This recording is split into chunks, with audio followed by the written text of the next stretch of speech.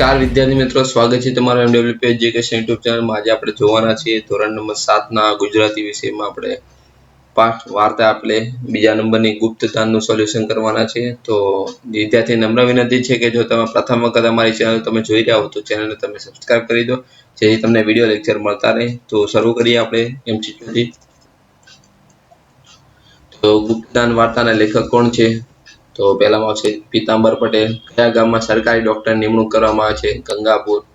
Doctor શાના પર કદી બેઠા નથી? તો કે ઘોડા ઉપર। ગંગાપુર ગામમાં કઈ કઈ તકલીફો હતી? તો રસ્તાની, વાહન વ્યવહારની, ટપાલની, બધી તકલીફ હતી। ગામમાં દવાખાનાની શરૂઆત ક્યાં કરવામાં આવી? તો ચોરામાં। ડોક્ટરને ગામમાં રહેવાની વ્યવસ્થા ક્યાં થઈ? તો ભીખા શેઠને ત્યાં। એના પછી ડોક્ટરને થાક લાગતો નહોતો કારણ કે એમને કંઈક કરવાનો ઉમંગ હતો। પાય પાય માટે મરી જાય, આ વાક્યનો અર્થ ધરાવતું વાક્ય કયું છે? એક એક પાય માટે કરકસર કરવું। એના પછી શેઠનો હાથ બંધાઈ ગયો હતો, તેનો અર્થ શું થાય? શેઠ બિનજરૂરી ખર્ચ કરી શકતા ન હતા। એકવાર ગામમાં કયો રોગ થયો હતો? મેલેરિયા। ફૂલ નહીં તો ફૂલની પાંખડી આપવામાં આવ્યો છે, તે જરૂરિયાત વધુ છે પણ મારી શક્તિ એ પ્રમાણે હું આપું છું। એના પછી શેઠે ડોક્ટર સાહેબના હાથમાં કેટલા રૂપિયા નોટ મૂકી? તો 100 રૂપિયાની। સાચી તમે આ દુખિયારાના બેલી છો, તો આવશે તમે દુખી વ્યક્તિઓના પ્રત્યે ઉદાર છો। ચલો, ખાલી જગ્યા છે એના પછી ગંગાપુર ગામ સ્ટેશનથી 16 કિલોમીટર દૂર છે।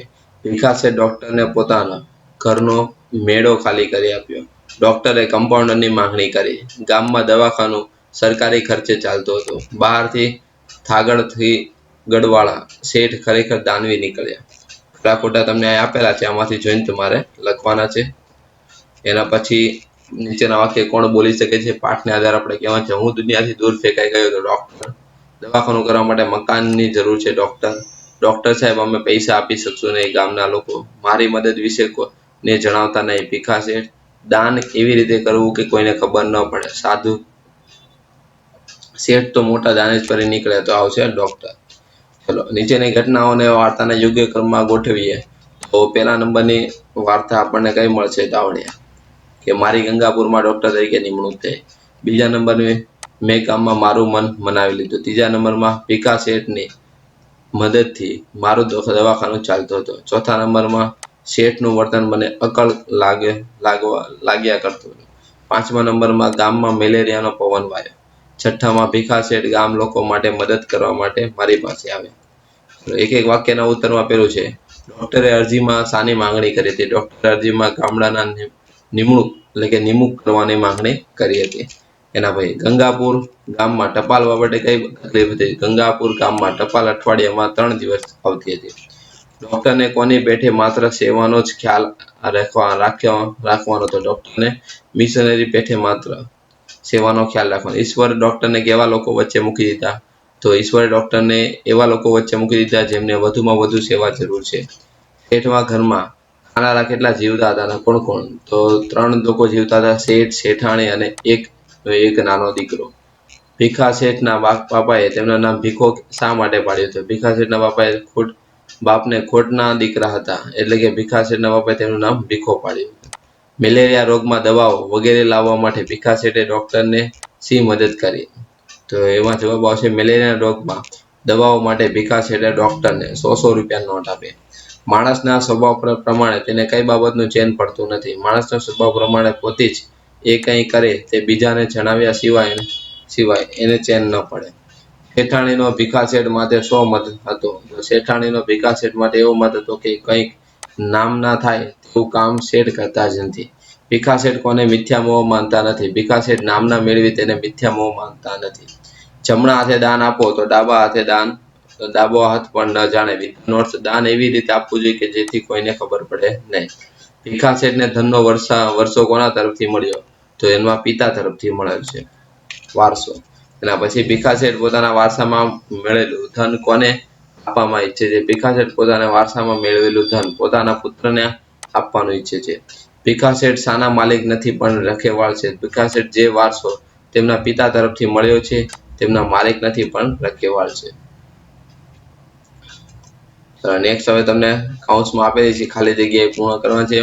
તો પહેલામાં આવશે લગર વગર તો અસ્તવ્યસ્ત, ખડખડાટ તો જોરથી, પ્રવેશ્યા તો દાખલ થવું, હર્ષ તો આનંદ સાથે, અનુમોદન તો સંમતિ, વંદી તો વંદન કરી, દાનેશ્વરથી દાન કરી.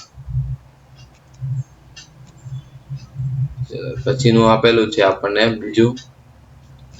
બીજું છે ઉદાહરણ મુજબ તમારે વાક્ય બનાવવાના છે. એમાં પેલું આપેલું છે જંગલ, તો ન મળે ઘર કે ન મળે વિશામ. એના પછી પહાડ, તો ન મળે કોઈ મેદાન કે ન મળે ખેતર, એ ન આવશે ન. ચલો એના પછી સંવાદ આપણે પૂર્ણ કરવાનો છે. શેઠ, અરે ભાગ્યવાન, જરા ભોજન પીરસો. તો શેઠાણી, હા હમણાં લાવી, તમે જરા બેસો. પછી અચ્છા, આજે ભોજનમાં શું બનાવ્યું? તો દાળ, ભાત, રોટલી અને શાક. એના પછી શેઠનો જવાબ આવે છે, અરે મિષ્ટાન વગર મજા નથી આવતી. શેઠાણી, મજા આવે કે ન આવે તમારે ચરી પાડવી પડશે. એના પછી ચોક્કસ આવતીકાલે ભજીયા જરૂર જમજો.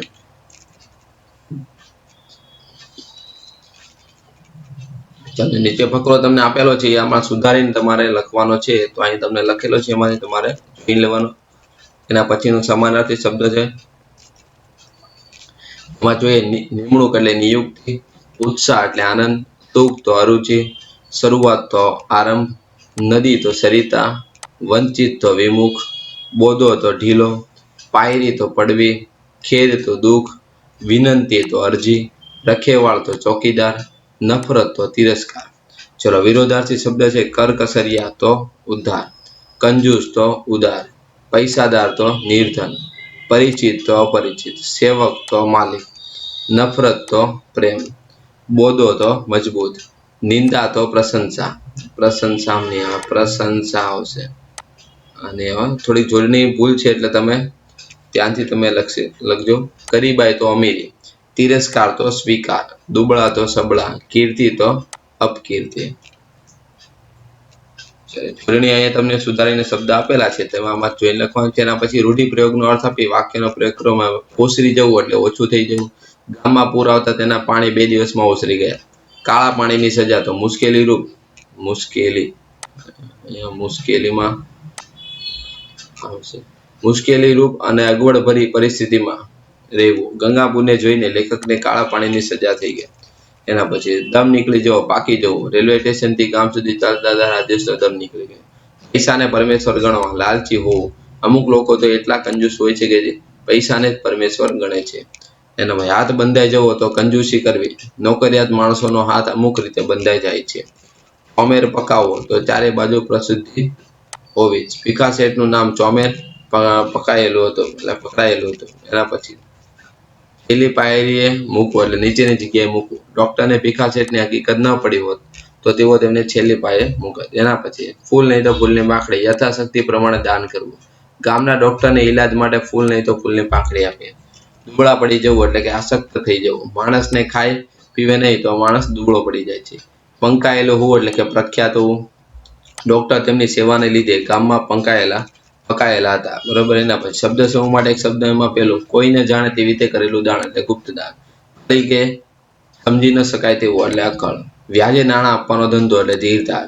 મચ્છર કરડવાથી ફેલાતો એક રોગ એટલે મેલેરિયા. ખોટું થતું જોઈને જાગતો ક્રોધ એટલે પુણ્ય પ્રકોપ.